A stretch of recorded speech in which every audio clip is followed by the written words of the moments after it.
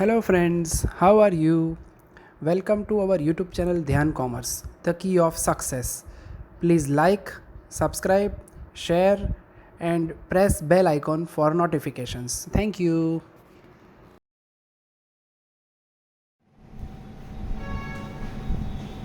जय माता जी all dear student, welcome to online lecture of Dhyan commerce. Dhyan commerce के ऑनलाइन लेक्चर में आपका स्वागत है। मैनेजरियल रेम्यूनरेशन उसके सफर को आगे बढ़ाते हुए लास्ट ही कुछ सम का काम बचा है और जो भी सम मैं अब करवाने जाऊंगा वो यूनिवर्सिटी के लिए मोस्ट आईएमपी सम की लिस्ट में आप जोड़ सकते हो। उसमें से नेक्स्ट सम जो बहुत ही शॉर्ट एंड स्वीट सम है, एग्जाम्पल नंबर 20 की आज बारी है। तो पेज नंबर 80 निकालो, एग्जाम्पल नंबर 20 बहुत ही अच्छा सम कह सकते हो।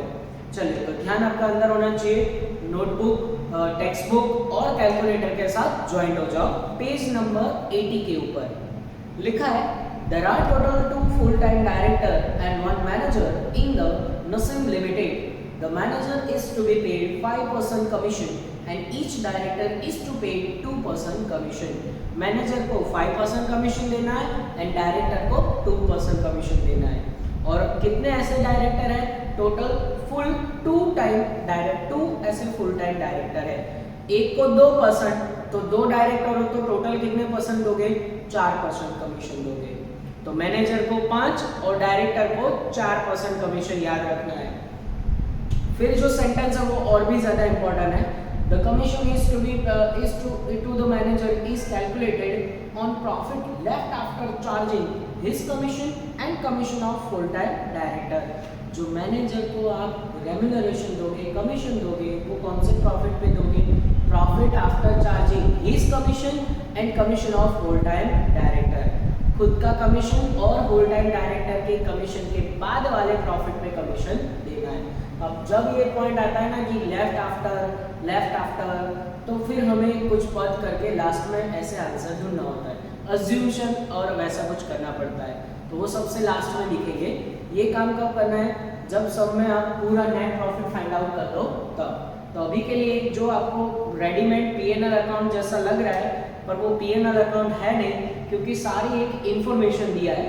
फिर नीचे जो आंसर मांगा है वो देखो, profit after taking about item 18,16,000, यानी कि आपको एक प्रॉफिट दे दिया है, ऊपर प्रॉफिट है या लॉस या जो भी इंफॉर्मेशन है वो इनकम या एक्सपेंडिचर खुद डिसाइड करो। फिर उसके बाद क्या लिखा है? Calculation of the commission payable to manager and each director. Manager को कितना कमीशन दोगे, डायरेक्टर को कितना कमीशन दोगे, वो फाइंड आउट करो। और उसके लिए हमें क्या करना होगा? ऐसा एक टेबल बनाना पड़ेगा जो आपको कैलकुलेशन दिखाएगा नेट प्रॉफिट का फॉर मैनेजरियल रेम्यूनरेशन। अब टेबल में पर्टिकुलर अमाउंट के बाद स्टार्ट होगा नेट प्रॉफिट एज पर पीएनएल अकाउंट। चलिए, नेट प्रॉफिट कितना है? लास्ट में दिया है हमें टेबल के नीचे 18,16,000 दिखा। फिर उसके बाद क्या करेंगे?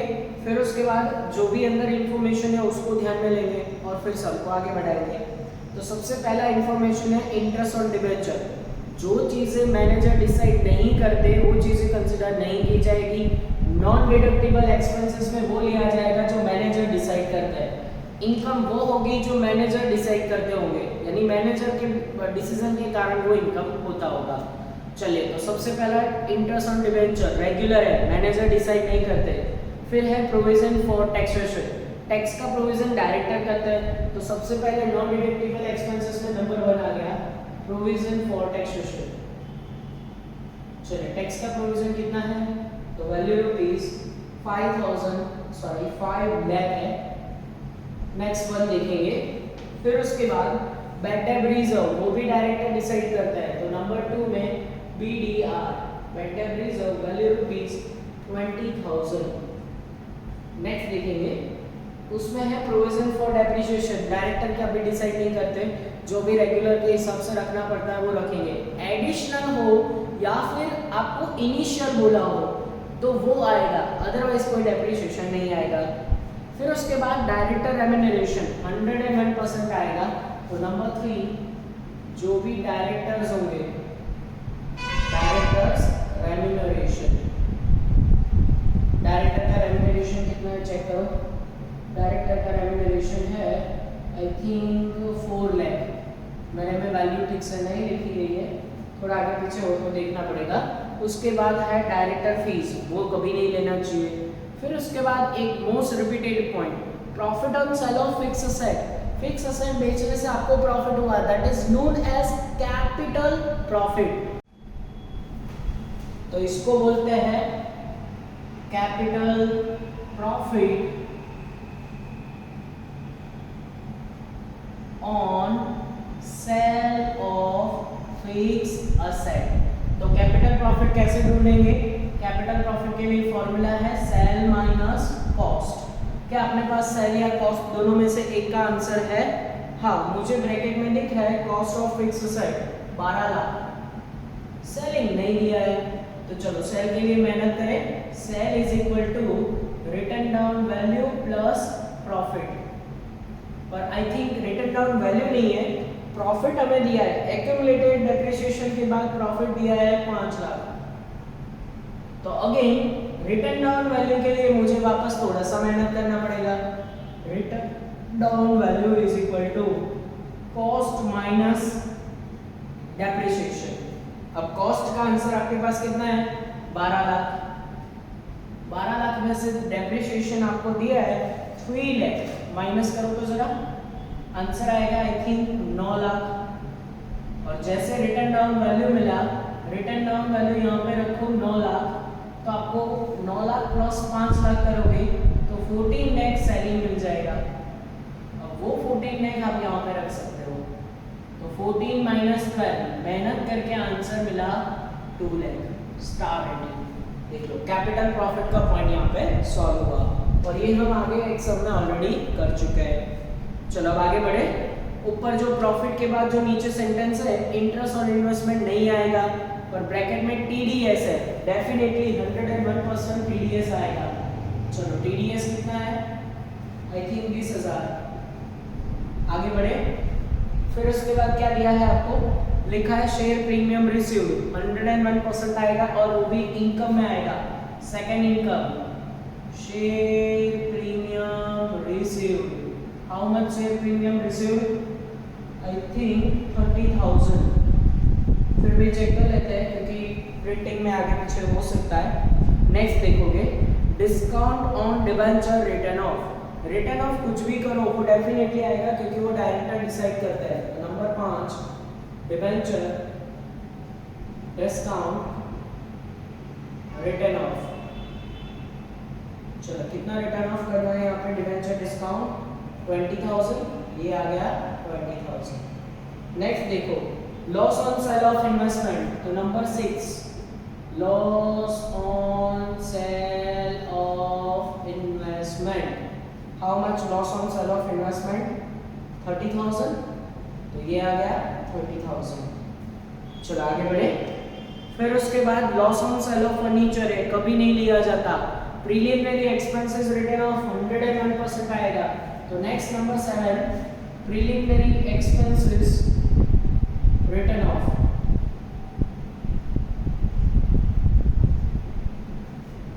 चलो हाउ मच? Value rupees 40,000। तो अब इसको कंप्लीट किया जा सकता है।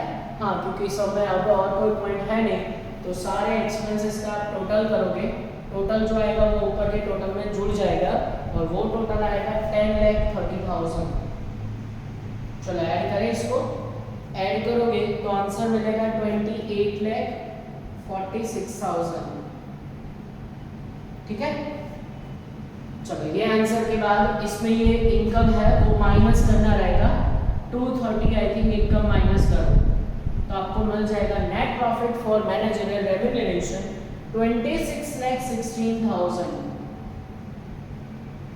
ये आंसर आएगा, पर ये हमारा फाइनल आंसर बिल्कुल नहीं है, क्योंकि हमें जो ये प्रॉफिट दिया है वो before charging commission and remuneration, यानी मैनेजर का commission and full time director का कमीशन से बाद वाले पहले का है। उन्होंने जो प्रॉफिट पे रेम्यूनरेशन देने की बात की है वो आफ्टर वाला प्रॉफिट है।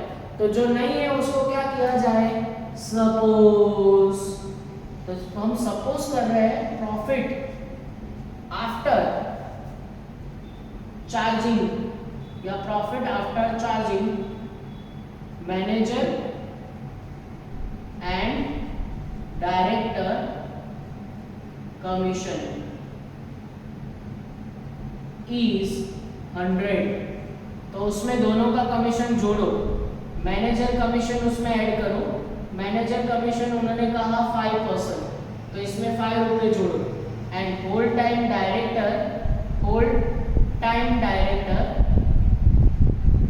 कमीशन 2% है, पर ऐसे 2 डायरेक्टर है, सो टोटल 4% इसमें भी ऐड करोगे तो आई थिंक 109 आंसर आएगा।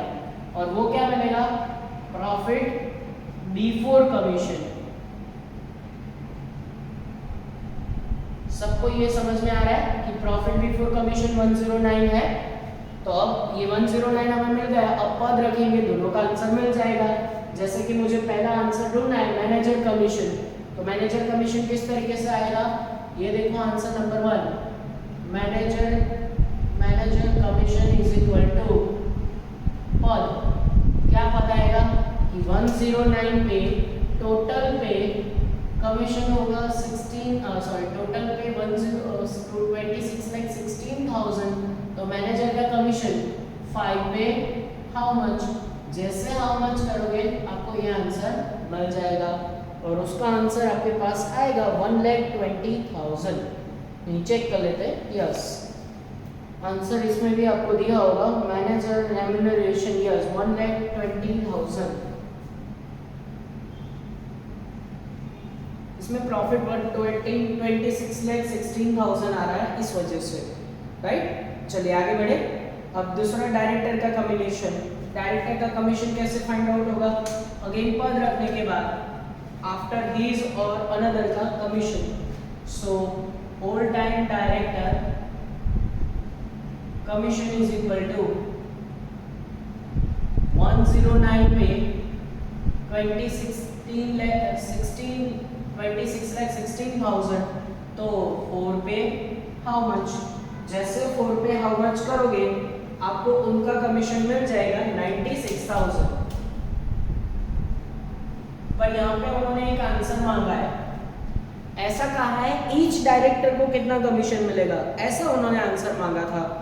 आंसर क्या मांगा था? Each director. ये 2 डायरेक्टर का मिलाया है, ये जो 2 × 2 किया है ना, 2% × 2, ये 2 डायरेक्टर का है। अगर आपको बोलूं मैं कि ईच डायरेक्टर कमीशन ढूंढो, तो ईच डायरेक्टर के लिए 96 डिवाइड बाय क्या करना पड़ेगा?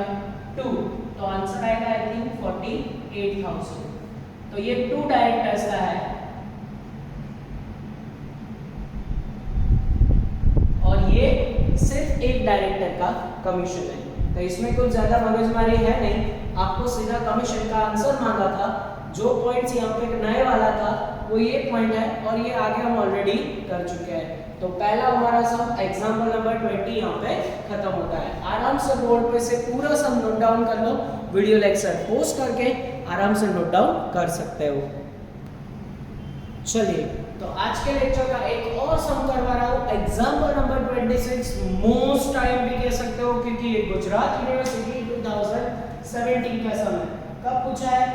गुजरात यूनिवर्सिटी 2017। चलो स्टार्ट करें बच्चों। एक छोटा सा टेबल मैं ऑलरेडी ड्रॉ कर चुका हूँ, अब उसमें नेट प्रॉफिट से शुरू करेंगे और हम ऐसा नेट प्रॉफिट ढूंढेंगे जिसमें मैनेजर को कमीशन दिया जाए। तो सबसे पहले first sentence, page number 86, following is a profit and loss account of Durgas limited for year ending on 31 March 2017। आपको एक रेडीमेड P&L अकाउंट दिया गया है और वो P&L अकाउंट बहुत ही लेंथी है। उसके बाद एडिशनल टोटल 6 इंफॉर्मेशन दिया है। देन उसके बाद सामने के पेज पे आंसर में उन्होंने ये बताया है you are required to calculate the following. उसमें पहला, the total maximum amount of managerial remuneration as per company act. Maximum कितने रेम्यूनरेशन दिया जाता है? 11%। कोई भी कंपनी में जो डायरेक्टर्स हैं, जो गवर्नमेंट की कंपनियां है, उसमें मैक्सिमम 11% आप कमीशन दे सकते हो। Second, maximum amount of commission payable to director when not assist by managing director, manager और फुल टाइम डायरेक्टर, यानी कि मैनेजर और फुल टाइम डायरेक्टर वगैरह असिस्ट ना किए हो। फिर लिखा है when assist by managing director, manager and whole time director. जब आपने होल टाइम डायरेक्टर वगैरह असिस्ट किए हो और होल टाइम डायरेक्टर असिस्ट ना किए हो, उस सिचुएशन में रेम्यूनरेशन। तो वो सब बात की बात है, जब आपको ये प्रॉफिट मिल जाएगा उसके बाद वो रेम्यूनरेशन देना है। पहले तो हमें ये नेट प्रॉफिट ढूंढना पड़ेगा, उसके लिए मुझे स्टार्ट करना पड़ेगा पीएनएल के नेट प्रॉफिट से। चलो देखो तो जरा पीएनएल में नेट प्रॉफिट कितना है, 2,70,000। अब सबसे पहले क्या सॉल्व करेंगे सीक्वेंस में, एडजस्टमेंट को। तो पहला एडजस्टमेंट देखो, depreciation allowed as per companies act is 1 lakh. आपको डेप्रिसिएशन अलाउड कितना है, 1 लाख। अच्छा, ऊपर जाके डेप्रिसिएशन चेक करोगे तो अंदर डेप्रिसिएशन कुछ और कैलकुलेट किया होगा। जैसे कि मुझे डेप्रिसिएशन ऐसा दिख रहा है कि यस, डेप्रिसिएशन में 2 पॉइंट है। अलाउड 1 लाख था, उन्होंने काउंट किया है 1,30,000, तो उन्होंने ज्यादा काउंट किया है। That is called first point additional depreciation. और एडिशनल कैसे डेप्रिसिएशन ढूंढेंगे, उन्होंने जो काउंट किया है वो 130, और 130 यहाँ पे नहीं लेंगे, उसके ब्रैकेट में भी कुछ है, हम लेंगे यहाँ पे 120। रीजन क्या है, 130 के ब्रैकेट में क्या लिखा है, इंक्लूडिंग इनिशियल डेप्रिसिएशन। इनिशियल हम काउंट करेंगे, अलग से काउंट करेंगे। तो जो थर्ड पॉइंट है ना, उसमें ये 2 पॉइंट होंगे, इनिशियल, यहाँ से हम इनिशियल डेप्रिसिएशन भी लेंगे और वो लेंगे 10,000। तो अगर यहाँ पे 130 लोगे टेक्निकली फॉल्ट आएगा, क्योंकि हम एडिशनल और इनिशियल डेप्रिसिएशन दोनों कंसीडर करते हैं। तो यहाँ पे एडिशनल अगर आपको सही ढूंढना है तो यहाँ पे डेप्रिसिएशन लेना पड़ेगा 120, उसमें से माइनस करना पड़ेगा अलाउड 1 लाख, आंसर आएगा 20,000। एक टाइम पे अगर आप 1,30 में से 1 लाख माइनस कर देते हो तो आंसर 30 आएगा, पर टेक्निकली वो रॉन्ग होगा। एडिशनल आपके पास है 20,000 एंड इनिशियल है 10,000, यानी 1,30 और 1 लाख का डिफरेंस तो निकालना है, पर दोनों बाइफरगेट करके लिखना पड़ेगा कि एडिशनल कितना है, इनिशियल कितना है। तो ये पॉइंट इस सब में नया था। Second point, bad debt return of against media 12,000। तो कहीं ना कहीं से बैड डेट रिजर्व ढूंढो, अंदर से बैड डेट रिजर्व आपको दिख जाएगा, यस मुझे दिखा 32,000, उसमें से बैड डेट कितना माइनस करना है, 12,000 माइनस करोगे आई थिंक 20,000 बाहर जाएंगे, चेक कर लो आंसर में। यस, आगे बढ़े। Salary include 28,000 paid for previous year. अगर प्रीवियस ईयर की है तो आपको ऊपर कंसीडर करना चाहिए। Number 4, previous year salary how much, 28,000। आगे बढ़े। Scientific research expenses include purchase of instrument. अगर साइंटिफिक में परचेज ऑफ इंस्ट्रूमेंट के खर्चे, कैपिटल नेचर एक्सपेंडिचर 101% आएगा। नंबर 5, क्या लिखें, कुछ भी लिखो चल जाएगा, पर प्रॉपर है। Scientific research includes purchase of instrument, value ₹24,000, that is called capital expenditure. आप कैपिटल एक्सपेंडिचर कह सकते हो। रिपेयर एंड रिन्यूअल नहीं आता जनरली, पर क्या लिखा है, including 20,000 for extension of building. Repairing में एक्सटेंशन ऑफ बिल्डिंग के लिए अगेन कैपिटल नेचर आएगा, क्या लिखेंगे, extension expenses for building, ward side कुछ भी लिखो, आंसर में 20,000 आने चाहिए, ये मेन इंपॉर्टेंट है। आगे बढ़ रहा हूँ। Depreciation value of furniture sold was 22,000। Depreciation दिया हुआ है फर्नीचर का, अभी शायद तक हमें जरूरत नहीं पड़ेगी, डायरेक्टली कहीं नहीं अभी जरूरत पड़ रही है, क्योंकि डेप्रिसिएशन हम नॉर्मली नहीं लेते जब तक एडिशनल और इनिशियल ना बोला हो तब तक। तो एडजस्टमेंट नंबर 6 का शायद तक बाद में जरूरत पड़े, अभी के लिए उसको पेंडिंग छोड़ो। अब हम जाते हैं हमारे पीएनएल अकाउंट के ऊपर, उसमें जो भी बची कुची चीजें वो सारी चीजें कंसिडर कर लेंगे। तो पीएनएल अकाउंट डेबिट साइड देखो, काफी सारी 80% चीजें तो जरूरत की है ही नहीं। इंटरेस्ट ऑन डिबेंचर नहीं आएगा, एडमिनिस्ट्रेटिव एक्सपेंसेस नहीं आएगा, डायरेक्टर फीस नहीं आएगा, सैलरी के ऊपर एडजस्टमेंट आ चुका है, बोनस हम कंसिडर करते नहीं है, डेप्रिसिएशन, रिपेयर, रिन्यूअल, साइंटिफिक, उसके ऊपर भी अभी एडजस्टमेंट आ चुका है, राइट, इसको छोड़ दो। फिर आ रहा है डिबेंचर इश्यूड एक्सपेंसेस, 101% आएगा। तो टेबल में से सबसे पहला debenture issue expenses, how much, 16,000, ये आएगा। आगे बढ़े। Loss on sale of furniture कभी नहीं आता, loss on sale of investment auto आता है। नेक्स्ट वन, डोनेशन नहीं आएगा, बेटर रिजर्व पॉइंट आ चुका, आ गया loss on sale of investment. तो number 8 loss on sale of investment, value rupees 28,000। आगे बढ़ रहे हैं, प्रोविजन फॉर इनकम टैक्स आएगा, provision for income tax, how much, तो वो है 1,20,000, डेफिनेटली आएगा। आगे बढ़ रहे हैं, फिर उसके बाद नेक्स्ट वन, नेक्स्ट लिखा है डिबेंचर ट्रस्टीज रेम्यूनरेशन, कभी नहीं आएगा। डिबेंचर होल्डरों का इंटरेस्ट बरकरार रखने के लिए ट्रस्टीज अपॉइंट किए जाते हैं, यहाँ पे कभी कंसिडर नहीं करना चाहिए। फिर उसके बाद है इंटरेस्ट ऑन बैंक लोन, वो भी रेगुलर है, नहीं आएगा। डेवलपमेंट रिबेट रिजर्व लंबे समय के बाद फिर से आ रहा है, 101% आएगा। DRR शॉर्ट में उसको बोलते हैं, DRR क्या है, तो 30,000 वो है। नेक्स्ट वन, उसके बाद है प्रपोज्ड डिविडेंड, 101% आएगा, प्रपोज्ड डिविडेंड। चलो प्रपोज्ड डिविडेंड का आंसर हमारे पास है 72,000।